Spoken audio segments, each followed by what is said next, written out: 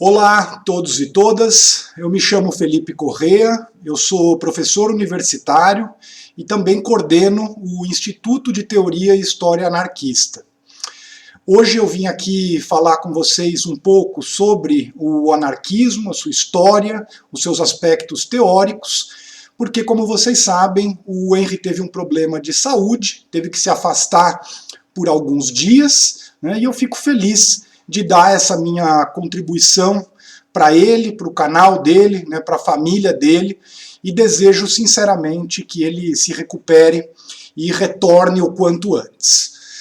Eu assisto com alguma frequência, né, o canal do Henry, assim como vários outros canais, e embora eu possua certas diferenças políticas, algumas vezes mais, outras vezes menos significativas, eu sempre admirei o trabalho dele, em particular a abertura que ele demonstra, né, o antidogmatismo, essa cabeça aberta para o entendimento filosófico, teórico, histórico da nossa realidade. Eu acredito que as contribuições dele são importantes para que nós possamos entender melhor o momento em que nosso país se encontra. E por que eu escolhi esse tema, né, o anarquismo? Eu não sei se vocês já viram isso em alguns vídeos, né, mas ele menciona com alguma frequência o anarquismo e fala que teve uma certa proximidade com essa corrente política no seu passado e mesmo no presente afirma possuir, né, algumas simpatias, menciona algumas vezes livros clássicos e, portanto, eu escolhi dar essa minha contribuição, que é o campo que eu estudo, o campo que eu pesquiso,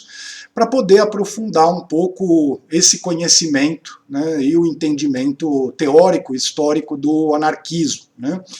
O Henry, em geral, cita esse livro, né, é um livro que chama Demanding the Impossible, do Peter Marshall, e que é um livro que possui muitas qualidades, mas também uma série de limites. E vou falar um pouco disso ao longo da minha conversa com vocês aqui.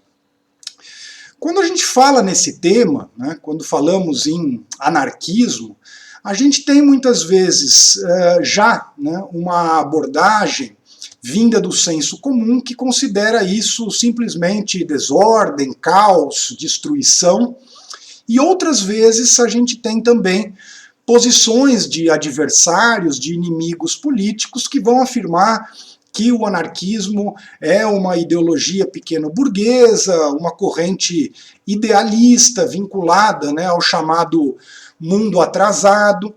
E mesmo autores simpáticos, né, vão acabar afirmando, né, algumas coisas como anarquismo é sinônimo de se opor ao Estado, é simplesmente a luta contra a autoridade,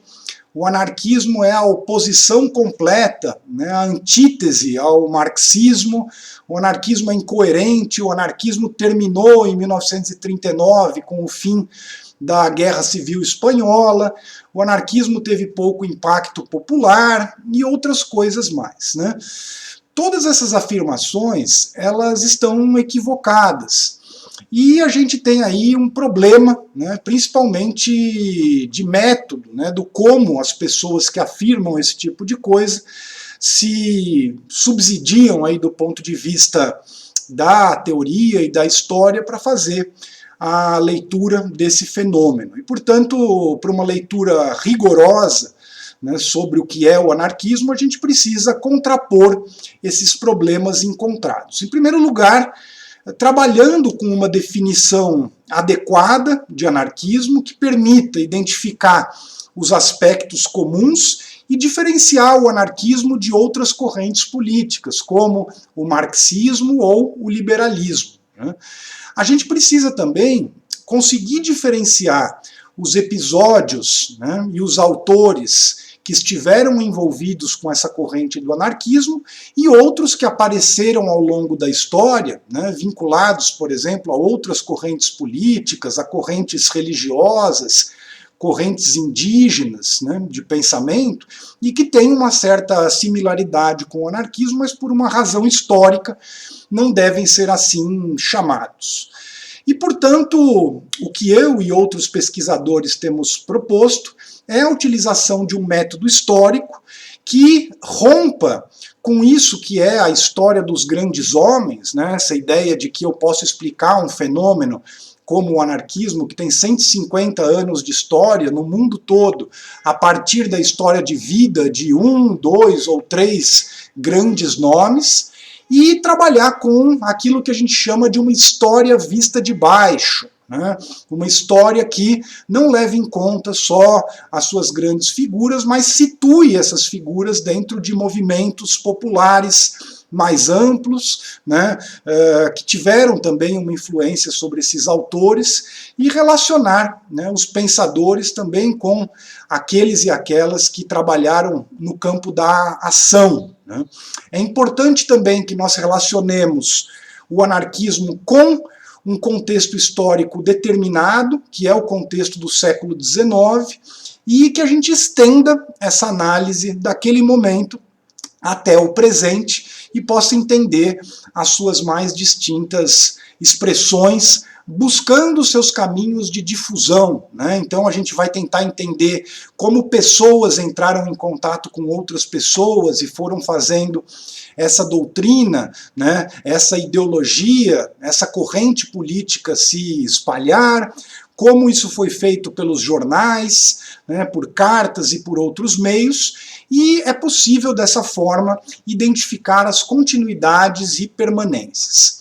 Um outro aspecto importante é a gente romper com um certo eurocentrismo que tem pautado a história do anarquismo, que se foca muito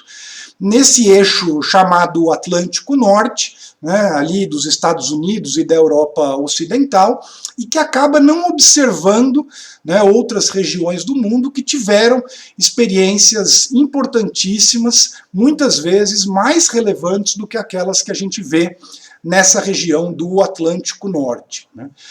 É importante também a gente conseguir padronizar, né, os conceitos e termos e recorrer, né, a um aparato, a um conjunto de conceitos, de teorias capaz de nos acompanhar nessa análise, né. Então, pensando um pouco, né, o que é o anarquismo e como ele surgiu, a gente pode, a partir dessa abordagem global, né, observando do século XIX até o presente em todos os continentes, né, padronizando esses conceitos, trabalhando com definições rigorosas e essa observação histórica, em essência, nós vamos entender que o anarquismo ele surge num determinado contexto, um contexto de desenvolvimento do capitalismo, do Estado moderno, do racionalismo e certos valores que vão acompanhar esse desenvolvimento do mundo moderno, assim como os fluxos migratórios, o desenvolvimento dos meios de comunicação, de transporte e uma série de experiências concretas de lutas e de produções intelectuais. E o anarquismo se forma exatamente nessa fusão, né, de um certo pensamento crítico, né, de um conjunto de pensadores que estavam tentando entender a realidade e propor transformações para essa realidade, visando superar os problemas que se apresentavam naquela ocasião, e, ao mesmo tempo, um movimento, um conjunto de lutas populares que se afirma e se radicaliza naquele contexto. O marco fundamental para a gente entender esse surgimento é o da Associação Internacional dos Trabalhadores, ou como ficou conhecida, a Primeira Internacional, fundada em 1864 por obra, né, dos trabalhadores ingleses e franceses. Foi no seio dessa associação, conforme ela foi se radicalizando no ano de 1868, que nós podemos identificar o surgimento, né, desse conjunto de pessoas, de um conjunto de trabalhadores, de pensadores, de pessoas envolvidas em mobilizações populares e que deram o surgimento ao anarquismo. Anarquismo esse que pode se definir como uma ideologia, uma doutrina, uma corrente do socialismo revolucionário, né? A gente não pode confundir aqui a palavra ideologia com a abordagem do Marx e de outros autores como falsa consciência, mas entendendo aqui a ideologia como esse conjunto de pensamento e ação que surge, que se desenvolve nessa relação dos movimentos populares com pensadores e teóricos, né? Não é uma maneira de ler e criticar a realidade, mas um corpo de princípios políticos e ideológicos e que podem ser entendidos em 3 grandes eixos, né? O primeiro deles, a crítica que os anarquistas vão fazer à dominação. Em segundo lugar, a sua defesa da autogestão. E em terceiro lugar, a estratégia que os anarquistas propuseram ao longo da história para a transformação da realidade. O anarquismo se caracterizou nesse primeiro eixo de crítica à dominação, né, como uma concepção, uma corrente política crítica não só das classes sociais, da exploração econômica, mas também das opressões e dominações políticas, né? A coerção física, a dominação político-burocrática, com algumas pessoas decidindo em nome de todas, a alienação cultural e também outros tipos de dominação, para além da dominação de classe, como a dominação nacional. Os anarquistas tiveram uma crítica ao colonialismo e ao imperialismo, a dominação de gênero, a dominação de raça e etnia e todas as formas, né, de hierarquia, de relações de mando e obediência, com alguns decidindo aquilo que diz respeito a todos. E propuseram no lugar disso aquilo que a gente está trabalhando aqui como esse segundo eixo, que é a autogestão, algumas vezes chamaram isso também de federalismo, né?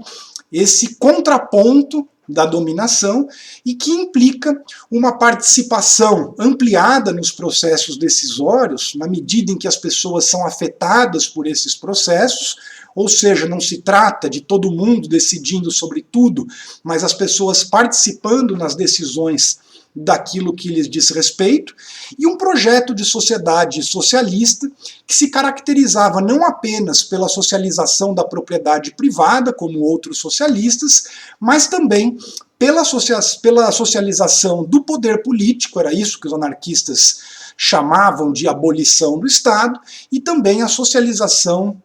da produção de saber, do conhecimento. E, portanto, a nova sociedade proposta pelos anarquistas na história era essa sociedade em que o socialismo seria implantado em todas as esferas sociais.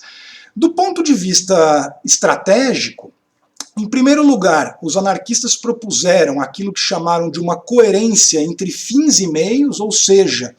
aquilo que faziam no presente deveria contribuir, né, para aquilo que desejavam no futuro, e, portanto, daí derivaram posições importantes como a necessidade de movimentos construídos pela base, a necessidade de autogestão e federalismo aplicado às lutas cotidianas, e esse foi o método encontrado para mobilizar, dentro de um contexto de conflito, de luta de classes, o conjunto das classes oprimidas, né? Trabalhadores do campo, da cidade, camponeses, precarizados, marginalizados e pobres de maneira geral, concebendo essa noção de que esses sujeitos eles não estão dados, né, a priori ou pela posição que ocupam na sociedade, mas são sujeitos que se constroem no próprio processo de luta, no próprio processo de enfrentamento. Os anarquistas vão entender que eles devem transformar essa capacidade que existe, né, de um potencial desse campo dos trabalhadores tomados aí de maneira ampla, para que isso se transforme numa força e possa incidir na realidade e promover essa transformação. Essa noção de subordinação dos meios aos fins, né, ela é muito importante porque ela vai sustentar que não se pode trabalhar com táticas ou com estratégias que contradigam esse objetivo finalista. Então, se propõe, né, uma autogestão no nível econômico, você não pode trabalhar dentro das fábricas com a militarização do trabalho, por exemplo. Se propõe, né, a autogestão no nível político e, portanto, uma participação generalizada, uma socialização do poder, não se deve trabalhar com movimentos populares, né, então sindicatos, movimentos sociais que sejam hierarquizados, burocratizados e que tenham uma cisão entre a sua direção e a sua base, né. As lutas, como eu disse, deveriam ser elas também autogeridas. E esse processo de mobilização deveria caminhar, né, no sentido de promover uma revolução, uma transformação que pudesse, de fato, solucionar as grandes questões da sociedade moderna, né? Então, a ideia é que a exploração do trabalho pudesse ser substituída pela socialização da propriedade.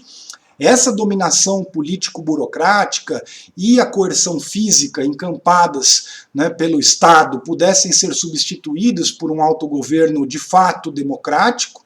essa alienação cultural pudesse ser substituída por uma cultura autogestionária e que essa nova sociedade pudesse romper com a existência das próprias classes sociais, né, uma sociedade socialista para os anarquistas seria, portanto, uma sociedade sem classes, e acabar também com essas outras formas de dominação nacional, de gênero, raça, etnia e etc. Tá? De modo que esse projeto é onde é nele que a gente consegue encontrar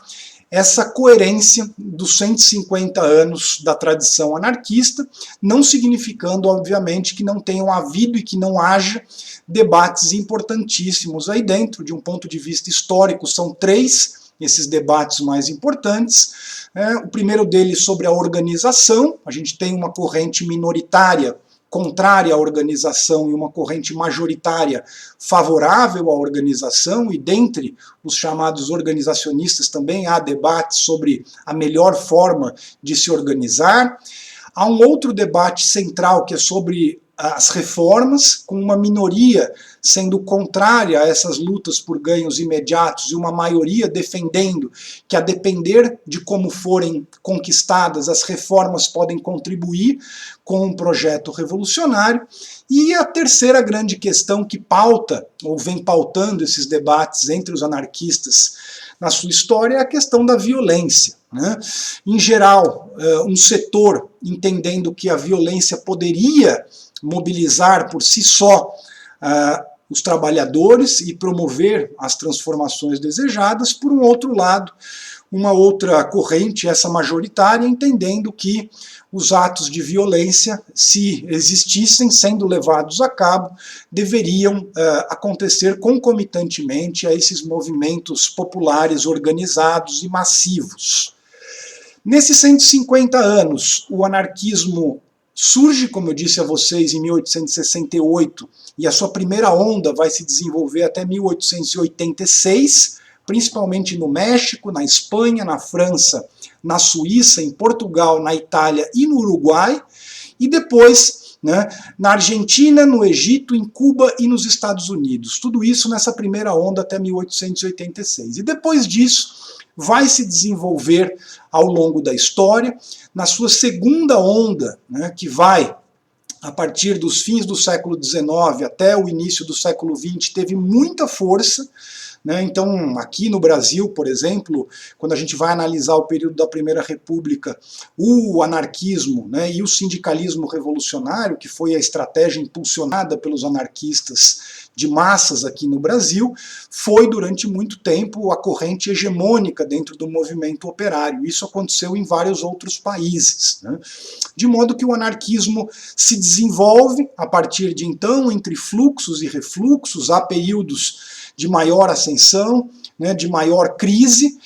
de maneira que a gente nota, né, apesar desses fluxos e refluxos, uma presença permanente até o presente, Eu, inclusive, elaborei